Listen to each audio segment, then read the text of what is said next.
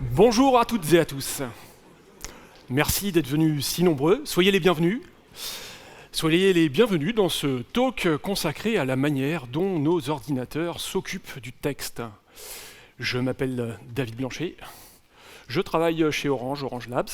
Je suis développeur, comme beaucoup d'entre vous, je crois. Je fais un peu de développement mobile, je fais un peu de back-end. Je m'occupe aussi de formation.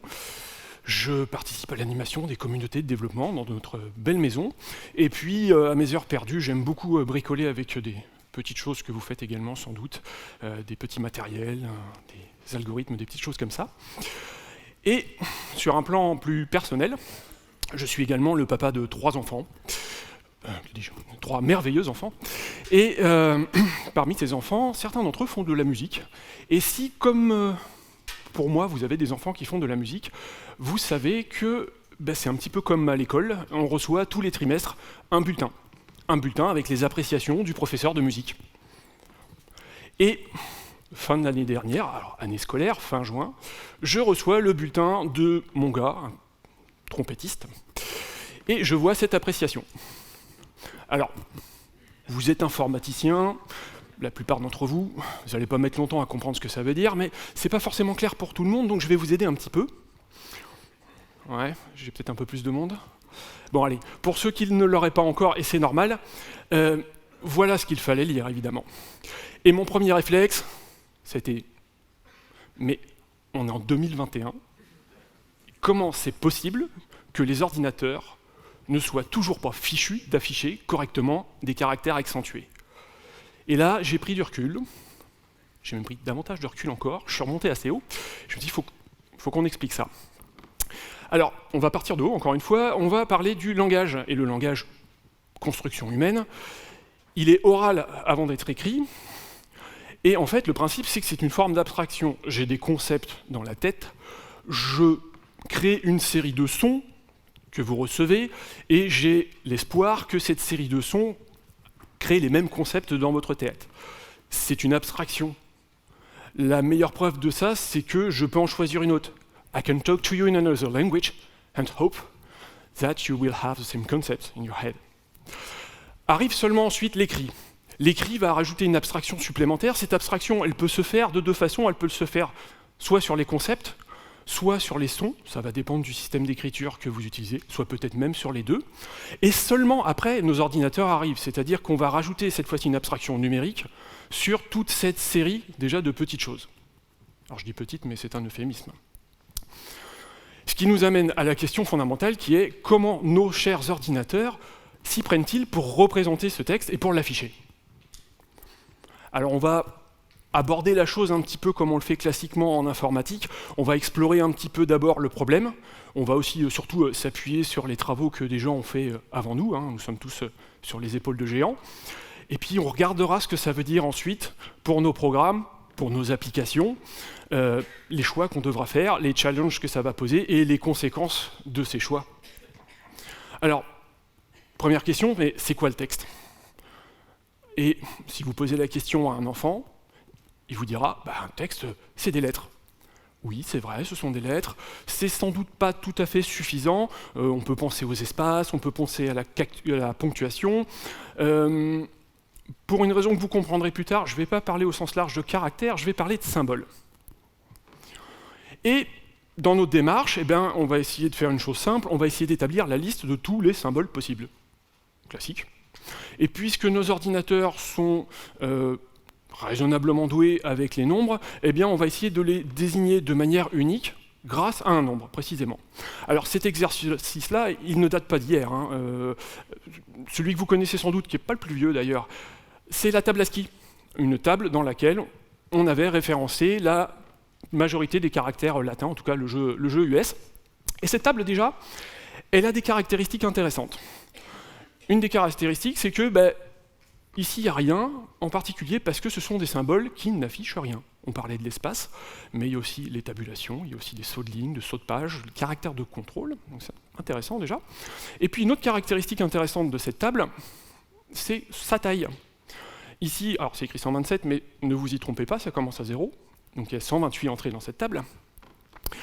Et alors il y a 128 entrées parce qu'on voulait que ça tienne sur 7 bits. Ça date d'une époque où on conservait le 8e bit pour des contrôles de parité, pour éviter les corruptions pendant la transmission. Rapidement, ce bit a été libéré, et donc on s'est dit, si on a un bit disponible supplémentaire, qu'est-ce qu'on peut en faire de ce bit? Alors la réponse, elle est vite trouvée, hein. C'est on va ajouter des caractères, évidemment. Mais la question intéressante, c'est quels caractères vous allez ajouter? Et là, la réponse dépend de qui vous êtes et d'où vous venez. Si vous êtes européen, vous avez des caractères accentués, donc ça va vous intéresser de mettre ces caractères-là dans la table. Si vous êtes grec ou russe, vous avez un alphabet un petit peu différent, cyrillique. Donc vous allez essayer de mettre ces caractères-là dans la place qui vous reste. Si vous êtes américain et que les accents, vous n'en avez absolument rien à faire, vous allez mettre autre chose, vous allez mettre des petits symboles pour faire des trucs sympas dans la console. Et on sent bien que tout ça pris bout à bout, ça ne va pas tenir dans les 128 caractères qui restent. Et ça a donné lieu à des trucs rigolos comme les codes pages, enfin ceux qui sont, comme moi, pas tout jeunes, ont des souvenirs rigolos d'affichage bien nuls sur Windows avec les codes pages. Mais de toute façon, on a déjà l'intuition derrière, hein, que nos caractères latins, déjà ça déborde, ils ne sont pas les seuls, il y en a de nombreux autres. Et pour tout ça, on a trouvé une autre solution, on a créé quelque chose qui s'appelle Unicode. Alors Unicode, c'est un consortium dont l'objectif est de recenser l'intégralité de tous les symboles possibles des systèmes d'écriture humains et de faire en sorte qu'un ordinateur soit capable, 1, de les représenter, et 2, de les transmettre à un autre ordinateur sans qu'il y ait de perte de données. C'est donc, un petit peu comme pour ASCII, une gigantesque table, alors gigantesque, vous allez voir, et puis chacune des entrées de cette table, c'est un numéro, et ce numéro, dans le vocabulaire Unicode, on appelle ça un code point. Pour notre bon vieux A, le code point, c'est le 41 hexadécimal, 65 en décimale pour ceux qui convertissent en direct. Alors, j'ai dit c'est gros, mais c'est gros combien?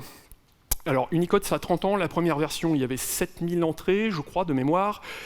Unicode 14 est sorti il y a 15 jours, si je ne dis pas d'ânerie, et on est à 145 000 entrées. J'espère vous avoir impressionné un petit peu là. Il y a des grands sauts en général, les grands sauts correspondent au moment où on a intégré des alphabets asiatiques. Alors, je ne sais pas lesquels exactement, mais les caractères chinois en particulier, ou japonais, ou coréens. Alors du coup, notre petite table était trop petite, donc on en a choisi une très très grande. Donc à partir de là, on pourrait peut-être estimer que notre problème est résolu. Croyez-vous? Non, j'espère que vous en étiez déjà convaincu, mais le texte, c'est évidemment bien plus que la juxtaposition de quelques caractères. Et on va tâcher d'illustrer ça par quelques exemples. Le premier, c'est ce qu'on appelle la casse. La casse, vous apprenez ça de l'ECP, il y a les lettres minuscules, il y a les lettres majuscules, et il y a un lien entre ces deux lettres. Mais chacune de ces deux lettres est également un code point dans ma table. Un ordinateur, si je veux, par exemple, capitaliser un titre, ce qui se fait beaucoup en anglais, donc mettre une majuscule au début de chaque mot, il faut que mon ordinateur sache que la majuscule du petit a, c'est le grand A. Et puis, il y a des blagues aussi. Cette lettre, vous la connaissez peut-être, c'est le headset. C'est une lettre de l'alphabet allemand. Quand vous la passez en majuscule, ça donne 2 lettres. Et puis si vous repassez ça en minuscule, ce n'est pas réversible. Et puis ce genre de blagues, il y en a plein, dans plein de langues différentes. Et donc on a des règles de case folding pour comparer les chaînes avec ou sans casse. On a des règles de conversion, majuscule, minuscule, mais aussi capitalisées, mais aussi d'autres choses dans des langues que vous ne connaissez pas. Et puis, ce genre de petites blagues qui sont ce qu'on appelle du tailoring, c'est-à-dire qu'on a des algos spécifiques pour telle ou telle langue qui traitent les lettres de manière différente. Autre exemple intéressant, vous connaissez ce mot, une côte. Vous connaissez aussi ce mot avec les mêmes lettres dedans, une côte. Vous connaissez également ce mot avec les mêmes lettres dedans, quand c'est côté. Et puis vous connaissez bien sûr ce mot-là qui est à côté. Ce sont les mêmes lettres. Ce ne sont pas les mêmes sons, ce ne sont pas les mêmes sens. D'accord? Nous, ici, on appelle ça des accents. Et au sens général, ce n'est pas exclusif à notre alphabet latin, ça s'appelle des diacritiques. Et dans plein de langues, il y a un impact ou pas sur le son, et il y a un impact ou pas sur le signifié, c'est donc quelque chose de fondamental. Alors comment est-ce que Unicode, par exemple, a adressé ces diacritiques? Avec une idée, somme toute raisonnable, qui est de dire, j'ai un caractère on va dire nu, sans rien, et je vais ajouter dessus des caractères de combinaison qui représentent toutes les diacritiques possibles. Ok? Bon, là, quand même, on commence à se dire, bah oui, d'accord, mais ça veut dire que pour mon espèce de Y surmonté de ce diacritique, il va me falloir 2 code points pour un caractère. Ou pas. Parce que Unicode, il n'est pas arrivé dans un monde où il n'y avait rien. Il y avait déjà des tentatives très nombreuses de recenser tous les caractères. Et Unicode, pour asseoir sa mise en place, a voulu faire des solutions de compatibilité. Et donc, dans Unicode, dans cette grande table, il y a des caractères précomposés, un seul code point, pour ici, et des caractères décomposés, 2 code points. Et là, vous me voyez venir, ça veut dire que pour un même caractère, j'ai 2 séquences de code points différents. Donc un même mot, un même texte, va pouvoir s'écrire de plusieurs manières différentes. Comment je fais pour comparer des chaînes dans ces conditions-là? Eh bien, je vais normaliser. Prenons l'exemple de la lettre, alors ceci est un S long, c'est une lettre scandinave, avec un 2 dessus diacritique, enfin dessus et dessous en l'occurrence. Vous pouvez choisir la forme normalisée dite décomposée. Et vous allez avoir le plus de code points possible. Vous avez également une forme dite compressée, c'est l'effet inverse, c'est-à-dire vous essayez de réduire, d'avoir le moins de code points possible. Mais je vous ai dit, il y a de la compatibilité dans Unicode. Donc vous avez d'autres formes encore de normalisation pour la décomposition comme pour la composition. Alors la composition ou la décomposition, au sens large, la normalisation, c'est une opération qui, comme la casse, peut ne pas être réversible. La plupart du temps, elle ne l'est pas. Elle a juste une propriété intéressante, elle est dite idempotente, c'est-à-dire que normaliser 2 fois redonne enfin le même résultat. Autre exemple, tous les systèmes d'écriture ne se prennent pas dans le même sens. Ici, comment fait Unicode? Eh bien, il sait que certains ensembles de caractères, qu'on appelle des scripts, s'écrivent dans certains sens, et donc, dans l'exemple que je vous affiche ici, la partie écrite en arabe, Unicode sait qu'il faut qu'il change le sens d'écriture. Sauf qu'ensuite, quand je veux revenir dans l'autre sens, avec ma ponctuation, Unicode ne sait pas le déterminer. Je vais être obligé, moi, artificiellement, d'ajouter un code point prévu dans Unicode pour dire hop, hop, hop, après mon point d'exclamation, on repart dans le sens normal, enfin normal, pardon, c'est très européen, pardon, on repart dans le sens du texte du début. Parlons également de quelque chose qui ne doit pas forcément vous parler, ce qu'on appelle la collation. Collation, chez nous, on dit l'ordre alphabétique.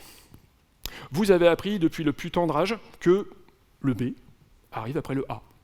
On n'y réfléchit même plus. Mais vous êtes-vous demandé, le A minuscule, il arrive avant ou après le A majuscule? Et puis je vous fais grâce des variations, mais un A accentué. Alors là, il y a une blague, c'est que ça dépend des langues. Au sens informatique, on dit que ça dépend de la locale. Vous ne triez pas les mots de la même façon, avec les accents, avec même les 2 lettres côte à côte, d'une langue à l'autre, et Unicode doit en tenir compte. Et puis, on peut aussi rigoler, est-ce qu'un A, ça arrive avant un caractère ou avant un caractère chinois ou après un caractère chinois? Unicode a dû répondre à ces questions-là. Et bien d'autres. L'exemple marrant, c'est, vous savez également que dans Unicode, il y a les emojis, il y a l'emoji œuf, il y a l'emoji poule. Eh bien, il a fallu qu'Unicode se pose la question de lequel mettre en premier. Et puis on va avoir une petite pensée également pour les libraires, les documentalistes, qui voient arriver le bouquin de Beck BD, dont le titre est un smiley, et qui doivent se demander dans quelle case le mettre. Alors, l'ensemble de ces propriétés, je vous ai parlé de la casse, je vous ai parlé du sens d'écriture, je vous ai parlé de la collation. En fait, il y a énormément de propriétés qui vont être attachées à chacun des caractères.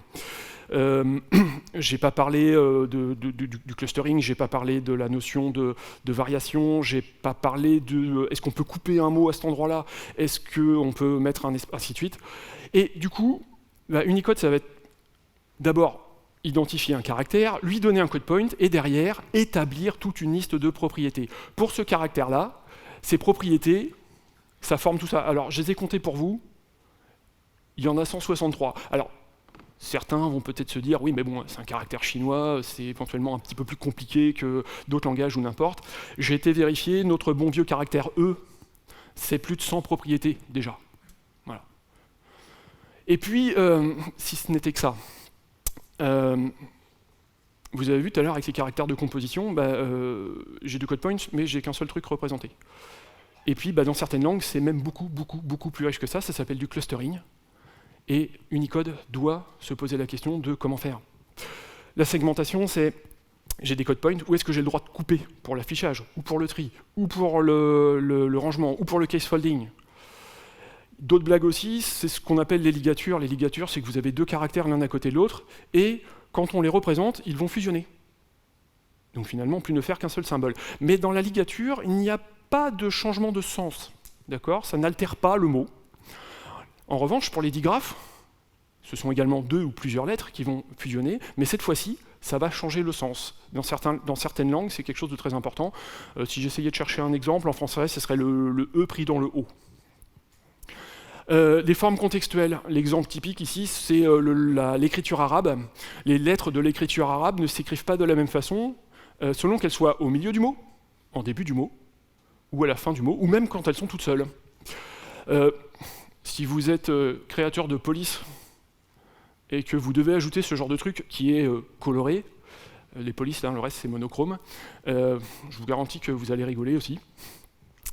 Et puis d'autres choses, comme je vous ai dit tout à l'heure, les variations. Alors les variations, c'est ce qui vous permet de prendre l'emoji ours, de prendre l'emoji flocon, et de faire l'ours polaire, avec au milieu un petit caractère qui permet de composer les deux. C'est utilisé pour les emojis, c'est utilisé pour les drapeaux, et pour plein d'autres choses également dans Unicode. Ça, c'est des questions de besoin, c'est ça, les langages humains, pour leur description, on a besoin de tout ça. Mais il y a plus, il y a des questions techniques. Pour permettre la mise en place d'Unicode de façon raisonnable, il fallait la compatibilité, sinon ça aurait été rejeté en bloc. Donc ils se sont efforcés de le laisser compatible avec ASCII. Ils ont ajouté les caractères de compatibilité. Ils ont produit, parce qu'il y a beaucoup de propriétés, ce que s'appelle des fichiers de référence, d'accord, des grandes tables qui reprennent les propriétés une par une de chacun des caractères que je vais avoir dans ma table Unicode. Il y a des recommandations sur les encodages. Les encodages, vous allez voir, on va parler un petit peu tout à l'heure, c'est très rigolo aussi au niveau de nos ordinateurs. Et puis, ça va même jusqu'à des recommandations de rendering. Le rendering, c'est le fait de transformer votre caractère, votre code point en pixels. Ça, c'est pour le côté technique, mais ce n'est pas les seuls problèmes auxquels est confronté Unicode.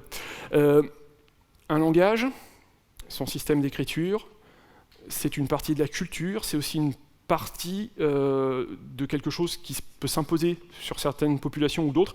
C'est quelque chose qui est partie intégrante de la géopolitique. Et la chose la plus vraiment célèbre, tristement célèbre, d'Unicode, c'est ce qu'on appelle l'unification Han, dans lesquelles les concepteurs d'Unicode ont dit au début que une grande partie des caractères chinois, japonais et coréens partageraient des code points communs, même s'ils ne se représentent pas tout à fait pareils et que leur sens n'est pas complètement identique. Donc on sent bien que c'est pas bon déjà au niveau du besoin. Et puis, inutile de vous dire que les autorités chinoises, les autorités japonaises, qui ne sont pas forcément les meilleurs amis du monde, n'ont que très peu apprécié. Je vous ai parlé de la compatibilité, alors il y a eu des efforts pour la compatibilité ASCII et quelques autres, mais il y avait plein d'autres systèmes, et pareil, ça a créé beaucoup de friction. Et je vous en passe. Donc si on essaye de résumer Unicode, c'était un peu ambitieux, c'est une très grande table avec beaucoup de propriétés. Ces propriétés sont reprises dans des fichiers de référence. Il y a également des algorithmes, je vous disais, pour changer la casse dans certaines langues, pour plein de petites choses comme ça. Ce qui fait que supporter Unicode est quelque chose qui n'est absolument pas anodin pour les ordinateurs. J'avais trouvé que, par exemple, dans les binaires compilés en Rust, il fallait compter environ 50 kg de binaires, rien que pour le support d'Unicode. Alors si vous êtes sur une machine comme la mienne, sur un serveur, 50 kg, ce n'est rien. Mais si vous faites de l'embarqué, 50 kg, c'est pas négligeable, au point que, par exemple, MicroPython, qui est un interpréteur Python pour les toutes petites plateformes, ne supporte qu'une partie très limitée d'Unicode, et qui fait dire à d'autres que on peut se poser la question de est-ce que j'en ai vraiment besoin. Si j'essaye de conclure sur Unicode, je pourrais déjà reprendre la phrase de Armin Renacher, que vous connaissez peut-être si vous faites du Python, qui disait que Unicode, c'est un bazar, mais c'est un bazar fascinant. Il est fascinant par plein d'aspects, mais sans doute le plus intéressant d'entre eux, c'est que ça marche pas si mal que ça, malgré la complexité. Et moi, là-dessus, j'aime bien ajouter une petite remarque personnelle, c'est que c'est compliqué, Unicode. Mais c'est compliqué, pas de façon accidentelle, c'est structurel. C'est-à-dire que c'est le reflet de ce que nous sommes, de nos manières de communiquer. C'est tout simplement parce que ça reflète de l'humain. Bon, maintenant qu'on a fait un petit peu le tour d'horizon de ce qui nous attend sur les ordinateurs, levons un petit peu le capot et regardons ce que ça veut dire. On va pouvoir résumer ça d'une façon simple qui dit que d'un côté on a des nombres et de l'autre côté on a des octets. Et de là vont découler tous vos problèmes. Nos problèmes, pour moi aussi. Globalement, ça va se couper en deux. Vous allez être embêté pour ce qu'on appelle les I/O, c'est-à-dire les entrées-sorties. Et puis, quand vous allez devoir travailler un petit peu avec ce qu'on appelle la représentation interne dans vos programmes. Pour les I/O, alors les I/O, c'est la console, le clavier qui rentre, le réseau, le disque, toutes ces choses-là fonctionnent avec des flux d'octets. Les code points, ce n'est pas des octets, c'est des nombres. Il va donc vous falloir passer des code points aux octets et des octets aux code points. Et il y a un truc pour ça, ça s'appelle un encodage, en anglais encoding. Alors, le problème, c'est que ce n'est pas un encoding, c'est plusieurs encodings. Si on demande à Python combien d'encoding il connaît, et qu'on supprime les doublons, parce qu'en plus il y a des alias, je crois qu'il y en a 90 ou 95, qui ne sont bien sûr pas compatibles entre eux, qui ne sont pas forcément réversibles, qui n'ont pas toutes les mêmes possibilités, pas tous les mêmes supports des langages. Alors, les encodages, on va en parler un petit peu. Notre ASCII de début, il tenait sur 7 bits. 7 bits, ça rentre dans un octet. L'encodage n'était pas compliqué. Vous mettez vos 7 bits dans un octet, ça part, c'est très bien. Nos pages de code, et puis plus récemment, notre bon vieux latin 1, c'est pareil, c'était un octet. Enfin 8 bits, donc l'encodage était direct, vous mettez vos 8 bits dans l'octet, ça part sur le réseau, youpi. On a vu que, évidemment, ça ne marche pas, notre Unicode est beaucoup trop gros pour rentrer là-dedans, et ça date pas d'hier, hein. Au tout début d'Unicode, ils se sont dit, oui, ça ne tiendra pas, donc on fait un Universal Character Set qui va compter 16 bits, et donc comme ça on est tranquille. Et il y a eu des phrases malheureuse mais célèbre, qui disait que sur un système raisonnablement architecturé, 16 bits sera bien suffisant pour transporter l'intégralité des caractères. Alors si vous êtes un peu plus âgé, ça doit résonner avec un monsieur Gates qui avait dit que 640 kg de mémoire suffirait bien à tout le monde. On ne va pas se moquer, hein, parce que la prévision c'est un art difficile, surtout quand il s'agit du futur, mais bref. Bon, la question c'est combien de bits on va avoir besoin. On sort la calculatrice, on a 150 000 entrées pour l'instant, il nous en faut au moins 18. Alors Unicode a réglé le problème en disant, je crois que c'était en 2003, ouais, on va calmer le jeu, ça sera 21 maximum. Alors 21 c'est quand même 2 millions d'entrées, on a un petit peu de mou. Il n'empêche, ça ne tient pas dans 16 bits, donc qu'est-ce qu'on fait? On passe sur plus grand. Alors UCS4 ou UTF-32, ça c'est pas mal, c'est d'autant plus pas mal que c'est bien aligné, ça marche bien pour les registres processeurs, pour tout ce qui est alignement mémoire et tout ça, c'est super. Alors par contre, ça pose des petits soucis, c'est que si vous faites de l'ASCII, comment dire, il y a 75% de la bande qui va servir à rien.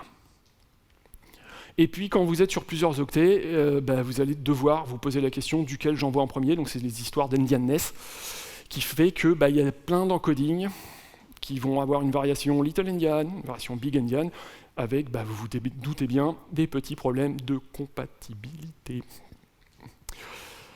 Du coup, sont arrivées deux personnes dont le nom vous est certainement familier, qui sont Rob Pike et M. Thompson, qui ont prévu quelque chose d'un petit peu différent, qu'ils ont appelé UTF-8, avec un principe qui est de dire que plus votre code point est petit, et moins il vous faudra d'octets pour le mettre dedans. Donc si vous faites de l'ASCII, vous n'aurez besoin que d'un octet par caractère, et puis si vous allez chercher des choses un petit peu moins américaines, vous allez avoir besoin de plus d'octets. Mais en gros, vous n'allez payer que pour ce que vous utilisez. Alors, UTF-8 a pas mal de caractéristiques intéressantes. Il est compatible ASCII, mais compatible au niveau octet, c'est-à-dire que les applis qui savaient manger de l'ASCII vont être compatibles avec de l'UTF-8 qui resterait dans le domaine ASCII, et ça, c'est un avantage non négligeable, hein. La rétrocompat, c'est un gros problème.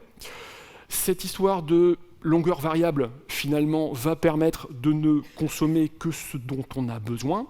Et puis, il a une autre caractéristique qui est qu'il est auto-synchronisant. Alors, qu'est-ce que j'entends par là? C'est que si vous avez un flux d'octets qui passe, qu'on vous dit que c'est de l'UTF-8, vous tapez au milieu du flux, et vous pouvez dire si c'est le début d'un caractère ou le milieu d'un caractère. UTF-8 vous permet ça. Donc vous prenez les octets suivants jusqu'à arriver sur le début d'un caractère, et c'est bon, vous pouvez commencer à décoder vos caractères. Louper le début ne sera pas bloquant. Alors UTF-8, c'est pas tout rose non plus. La longueur variable, c'est pas forcément fun non plus. Le bel alignement, il avait plein de caractéristiques intéressantes. En particulier, vous perdez la notion d'accès direct.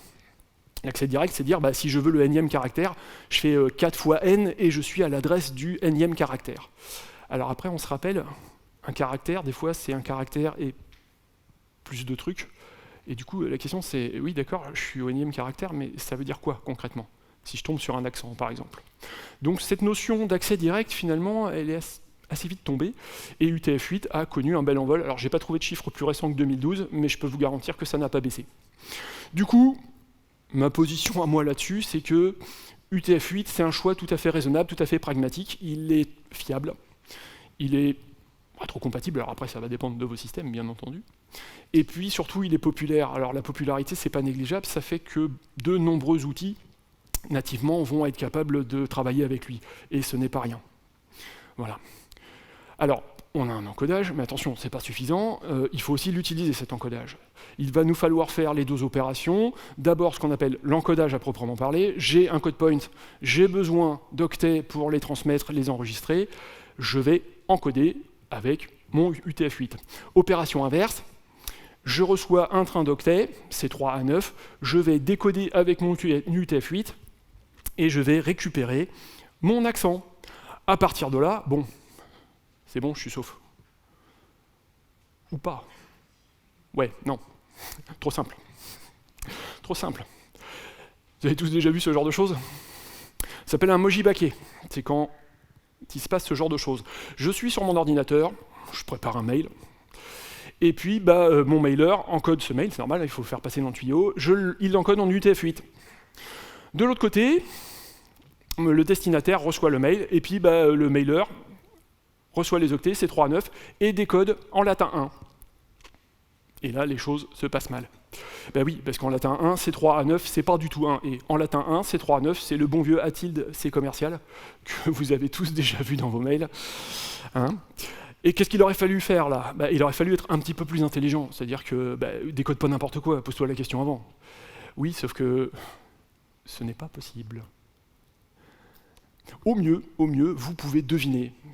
Mais vous ne ferez jamais mieux que deviner. Vous pouvez avoir un degré de confiance plus ou moins important dans votre essai, mais jamais vous n'aurez la certitude que vous avez trouvé le bon encodage. Alors qu'est-ce qu'on fait? On prévient, on déclare. On déclare, dans les specs, on déclare. Ça, c'est la spec JSON. Si vous faites du JSON, c'est UTF-8, il n'y a pas de question à se poser. Si c'est pas de l'UTF-8, c'est pas du JSON. Et puis, on transporte l'encodage, on affiche. Quand vous envoyez une page web, il y a un doctype ou il y a un charset, et s'il n'y en a pas, vous n'êtes pas conforme.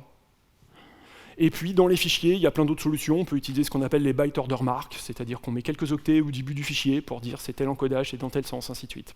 Bref, soyez explicite sur ce que vous envoyez et soyez attentif à ce que l'on vous précise, ce que vous recevez. Et normalement, avec ces bornes-là, sur les I/O, on est à peu près à l'abri. Se pose ensuite la question de la représentation interne. Oui, parce que pour l'instant, j'ai parlé des entrées-sorties et tout ça, mais vous, ce que vous manipulez dans vos programmes, c'est l'objet string.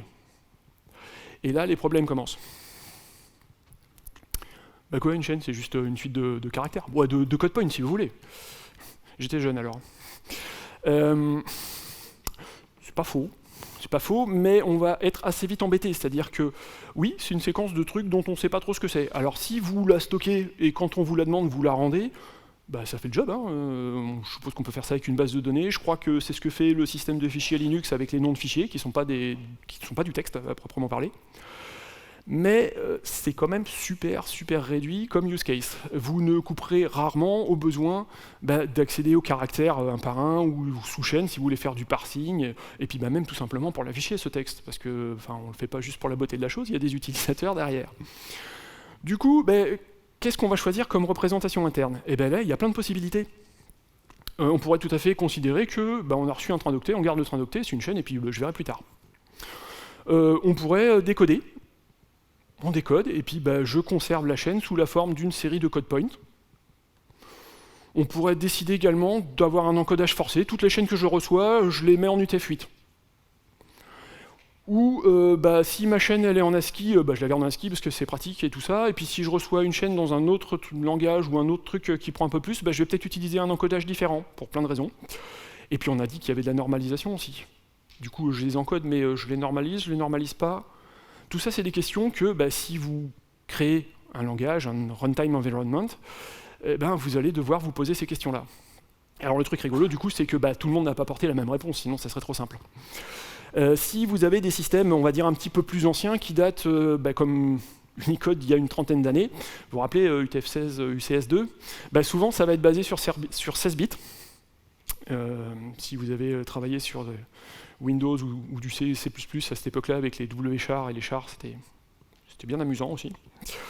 Alors c'est rigolo parce qu'ensuite les langages plus récents, eux, ont dit ok d'accord, c'est bon, on a compris, c'est pas ça qu'il fallait faire.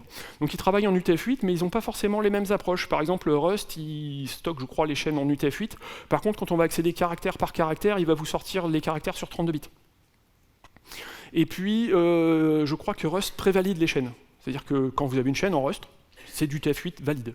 En Go, je me demande si c'est pas du late, de la vérification après, c'est-à-dire il stocke, et puis quand j'en ai besoin, je vérifie. Mais voilà. Donc des points communs, mais encore des choses qui sont différentes. Et puis il y a les furieux. Par exemple, les Ruby ou Python. Alors ça va dépendre des interpréteurs. Et puis même dans un même interpréteur, c'est ce que je vous disais, en fait l'encodage peut varier selon la chaîne que j'ai reçue. Il y a des heuristiques, des machins. Alors à chaque fois, de toute façon, ça tourne autour des mêmes choses, centrales dans l'informatique, c'est combien de place ça me prend, et puis combien de temps il va me falloir pour traiter la chose, pour faire mon traitement. Bon, il n'empêche, à la limite, c'est réglé, j'ai choisi une plateforme, un langage, il a sa représentation interne, et puis basta, je m'en sers, quoi, fin du jeu. Donc pour la suite, je suis tranquille, je vais pouvoir faire tout ce dont j'ai besoin. Je vais pouvoir, par exemple, mesurer la longueur d'une chaîne, facile. Ou pas facile. Ouais, en fait non. Non, mais non. Quelle est la longueur de cette chaîne? Alors, je ne vais pas vous interroger parce qu'il y a une vacherie. On va plutôt demander au langage. Si vous demandez à JavaScript dans la console Firefox, il vous dit ça, facile, 7. Ouais, je vais peut-être demander à quelqu'un d'autre quand même. Ça, ah oui, Python 3, 5. Alors je précise Python 3 parce que Python 2, il ne va pas répondre la même chose. Et puis vous allez voir Rust, et toi tu dis quoi? 17. Ouais. Alors, question, qui a raison? C'est pas la bonne question. La bonne question, c'est qu'est-ce que vous voulez mesurer? Qu'est-ce que vous voulez savoir sur cette chaîne? Regardons un petit peu ce qu'il y a dedans. Cette chaîne-là, enfin, ce caractère-là, ce symbole-là, c'est quoi? C'est un emoji qui est le facepalm. Mais si vous regardez bien, ce facepalm, il est unisexe. Et puis, il n'a pas de couleur de peau particulière. Donc, derrière, on a rajouté des code points, qui sont ce qu'on appelle ici un skin tone modifier, qui permet de dire que c'est un type caucasien. Et puis, entre les deux et la suite, on met un joiner pour dire que la suite concerne toujours le premier caractère. Et on utilise le male indicator. Et puis on met un petit code point supplémentaire derrière pour dire que c'est pour faire une variation du caractère qui est encore avant. Donc nous avons un monsieur à la peau blanche qui fait un facepalm, et donc nous avons une bonne série de code points ici. Ce qui fait dire finalement à certains sur Twitter que la longueur de la chaîne, c'est à peu près aussi pertinent que de parler de la hauteur de la chaîne. Alors certains s'en sont offusqués, et on dit que, moi je parlerais plutôt de la largeur d'une chaîne que de la longueur. Bon, c'était bien sûr une boutade. Tout ça pour dire que si vous voulez mesurer une chaîne, bien sûr on peut, mais posez-vous les bonnes questions. Que voulez-vous mesurer? Si vous voulez savoir combien ça va provoquer de requêtes au moteur de police, c'est-à-dire combien de symboles vous allez dessiner de caractères, demandez le nombre de graphèmes. Si vous voulez savoir combien il y a de code points, de me poser la question. Si vous voulez savoir combien de places ça va prendre en mots de 16 bits, si j'encode en UTF-16, cette fois ça va être 7. Et si je veux encoder ces 5 code points en UTF-8, là ça va me prendre 17 octets. Ils avaient tous raison. Mais ils ne donnaient pas la réponse à la même question. Alors, ça peut prêter à sourire, on peut même jouer. Hein. Vous prenez celui-là, par exemple. Alors, accrochez-vous, c'est parti. C'est une dame, on a mis un skin tone modifier pour qu'elle ait la peau noire. Derrière, on a mis le cœur, mais c'est pas le cœur d'origine, il est rouge. Nous, on a pris une petite variation qui fait qu'il est rose. Et puis derrière, on a mis le bisou. Le bisou qui fait que les deux dames là sont en train de faire le bisou, parce que sinon elles regardent droit devant elles. Et puis la dame au bout, on lui a mis un skin tone modifier également. Ce qui fait que si on si on encode tout ça en UTF-8, on se retrouve pour un caractère avec 35 octets. Si vous vous appelez Twitter, vous savez que vous limitez le nombre de caractères dans chacun des messages que vos utilisateurs peuvent poster. Qu'est-ce qui se passe si on poste quelque chose comme ça? Eh bien, vous avez un tweet de presque 5 kilos. Donc Twitter, ils sont pas fous, hein, ils ont bien blindé leur truc et tout ça. Ça, c'est le côté rigolo, mais ça peut être vachement moins drôle. Le fond, c'est ça, c'est que vous avez des données qui sont possiblement plus longues que votre buffer. Ça porte un nom, ça s'appelle un dépassement de buffer. Et un dépassement de buffer, c'est la porte ouverte à l'exécution de code arbitraire sur votre machine, avec un peu de pas de chance, même à distance. Et quand vous avez ce genre de faille, eh ben, vous risquez une intrusion. Alors l'intrusion, ils la font pas juste pour le plaisir, en général c'est pour vous voler vos données. Et puis derrière, c'est pas terrible pour vous. Alors, ouais, j'ai peut-être exagéré un peu, mais fondamentalement, ça va pas être rigolo avec vos clients, ça va pas être rigolo avec vos financiers, et vous n'avez pas fini de vous prendre la tête avec le service de com. Donc, qu'est-ce qu'on fait? Qu'est-ce qu'on fait? Alors déjà, y a des gens qui sont passés avant vous, qui se sont pris des leaks avant vous, donc vous vous appuyez sur des choses qui existent et qui savent faire, des bibliothèques, des systèmes d'exploitation, des plateformes. Ensuite, soyez explicite, ne laissez pas les plateformes décider pour vous. J'ai un exemple rigolo comme ça, où vous faites un applicatif, vous le déployez, vous le mettez sur la qualif, tout se passe bien, tout ça, et puis vous le passez en prod, et là, pas de bol. En prod, c'est plus l'utilisateur, je sais plus, c'était Apache ou je sais pas quoi, c'est un autre utilisateur. Oui, sauf que dans l'utilisateur, il y a la locale. C'était pas la même locale. C'était pas le même encodage. Et ça, c'est vautré. Donc soyez explicite surtout.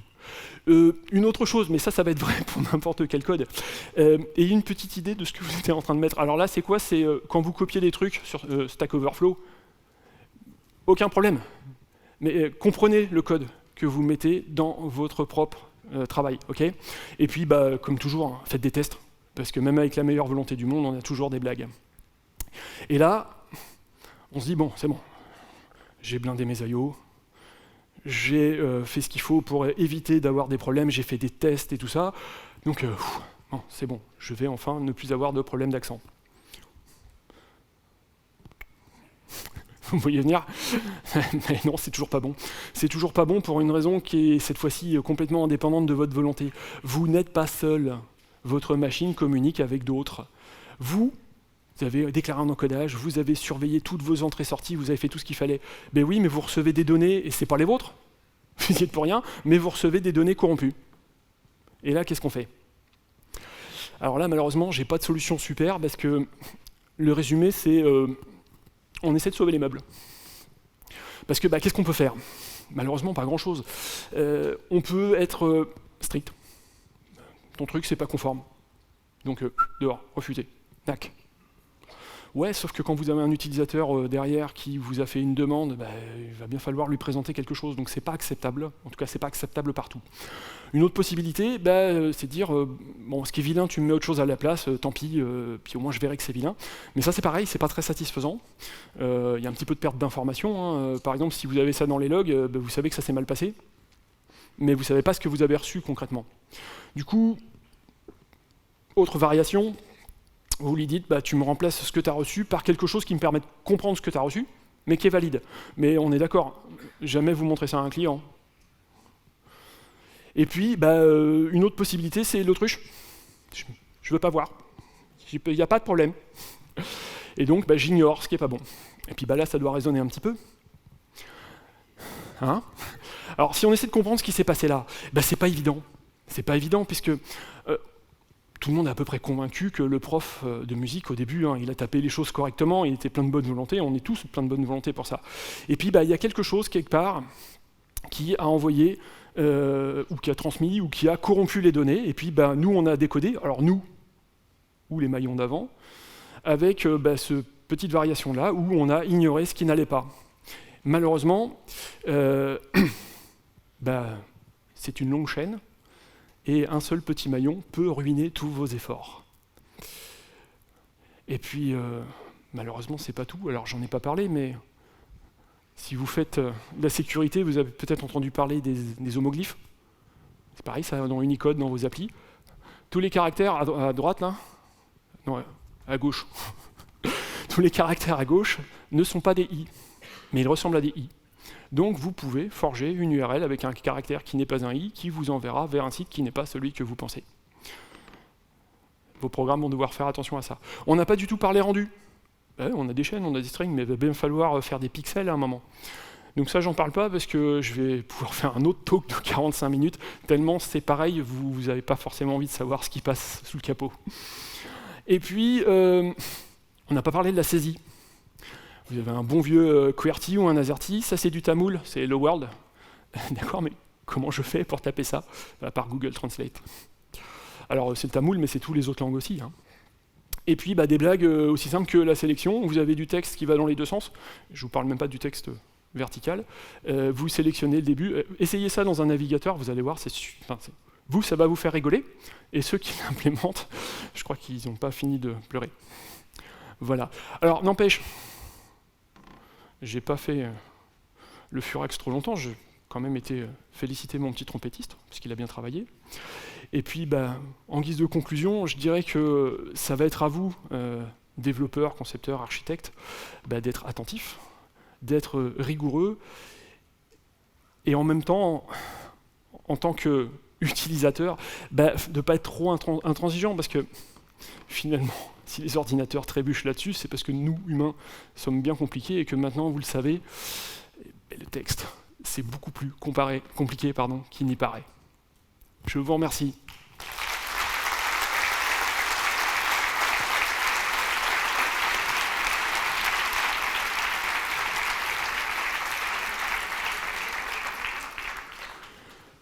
On a 5 minutes pour des questions, si vous souhaitez.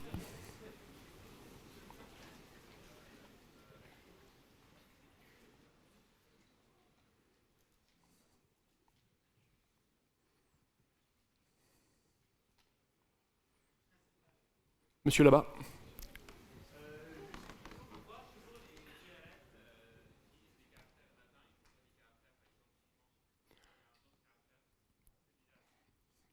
Alors la question c'est pourquoi les URL utilisent des caractères latins?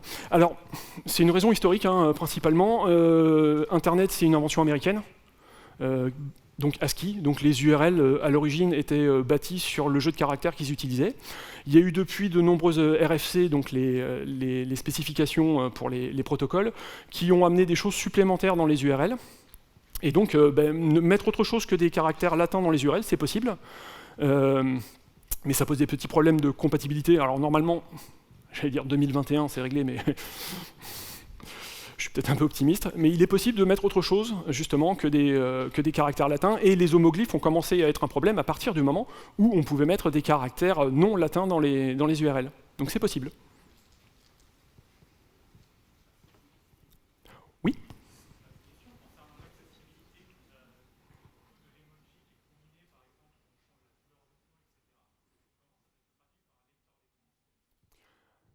Alors la question c'est, quand on a des emojis, et y compris des emojis éventuellement un petit peu compliqués, on a vu que ça pouvait être rigolo, comment ça se passe au niveau accessibilité, en particulier comment font les lecteurs d'écran pour les personnes qui seraient déficients visuels? Eh bien c'est un gros problème. On sait vocaliser les emojis. Quand vous passez par exemple vos téléphones en assistance vocale, c'est même assez rigolo de passer sur les emojis. Ils sont vocalisés. Parmi les propriétés des emojis qui sont dans la table Unicode, il y a leur désignation. Et donc une désignation qui est du texte en anglais. Donc on sait faire, on sait décrire l'emoji, c'est prévu. Alors par contre, quand il y en a beaucoup, c'est très compliqué parce que c'est très très long. Donc par exemple, les gens qui dans Twitter ont des handles avec beaucoup d'emojis, sachez que les lecteurs pour les déficients visuels, c'est vraiment super pénible parce que ça prend beaucoup de temps à lire tous les emojis que vous mettez dedans.